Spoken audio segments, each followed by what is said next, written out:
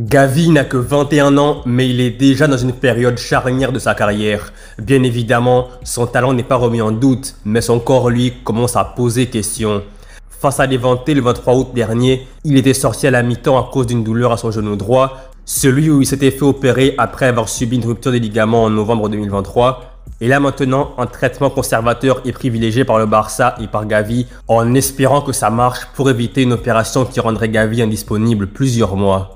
À première vue, on pourrait se dire « Oui, Gavi est jeune, il a tout le temps devant lui. » Et c'est vrai, il n'a que 21 ans.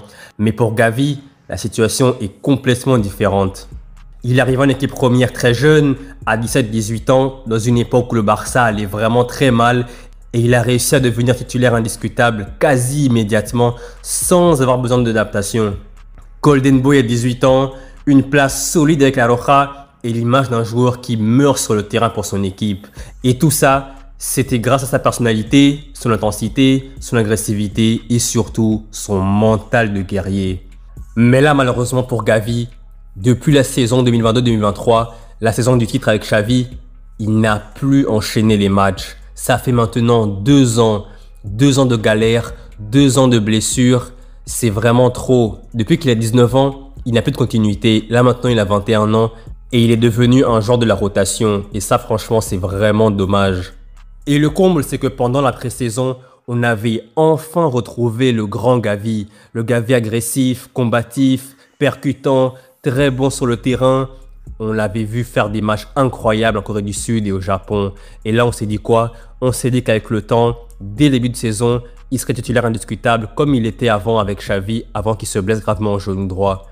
Mais là, malheureusement, il se reblesse à nouveau, il a un problème au genou droit et son absence est à durée indéterminée. Et le pire, c'est que si ça ne se passe pas très bien avec son traitement conservateur, il va malheureusement devoir se faire opérer. Et qui dit opération dit forcément plusieurs mois d'absence.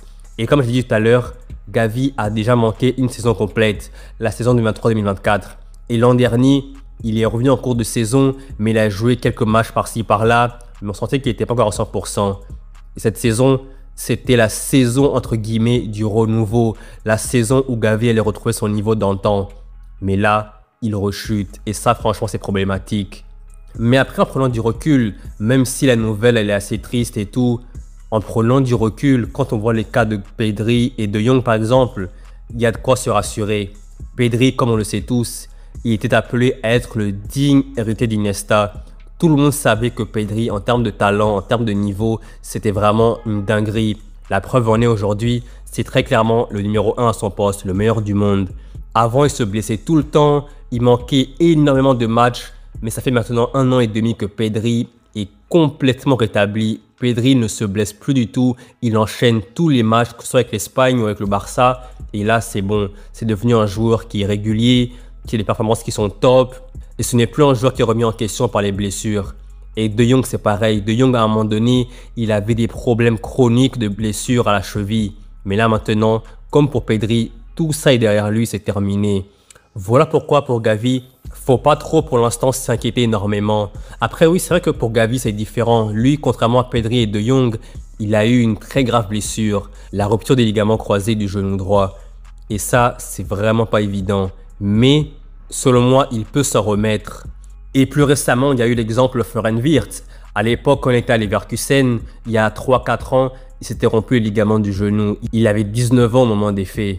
Et là maintenant, il est un joueur indiscutable à Liverpool. Et à Leverkusen, il était leur meilleur joueur. Avec la Mannschaft aussi, c'est un pilier pour Nagelsmann. Donc tout ça pour dire que les ligaments croisés, c'est grave, c'est très grave. Mais il y a moyen de revenir et revenir même en étant plus fort qu'avant. Par contre, comme on le sait tous, le football, ça va vite. Le football, ça va très très vite. Et quand on regarde le milieu de terrain du Barça, la concurrence est vraiment terrible. Aujourd'hui, à l'instant T, Pedri et Frenkie de Jong sont complètement intouchables au milieu de terrain. Et sur le banc, il y a qui comme backup? Il y a Marc Casado et surtout Marc Bernal qui est l'option numéro 1 de la direction du Barça pour l'avenir du Barça au milieu de terrain au poste numéro 6.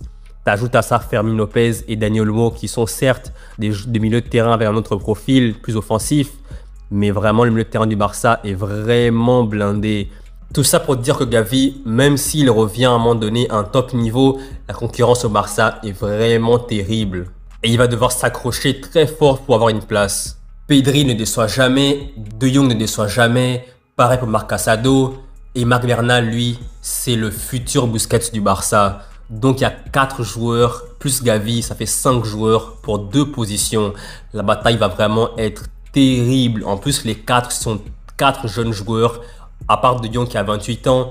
Mais c'est vraiment incroyable le terrain du Barça. Mais de toute façon, en prenant du recul, tout ça, c'est tout bénéf pour le Barça. C'est tout bénéf pour Hansi Flick. Parce que dès qu'un joueur baissera de niveau, derrière, il y en a un autre sur le banc qui a le niveau pour remplacer le joueur qui est en train de baisser de niveau. Et donc, au final, tout le monde se pousse vers le haut. Et ça, pour le Barça, c'est tout bénef.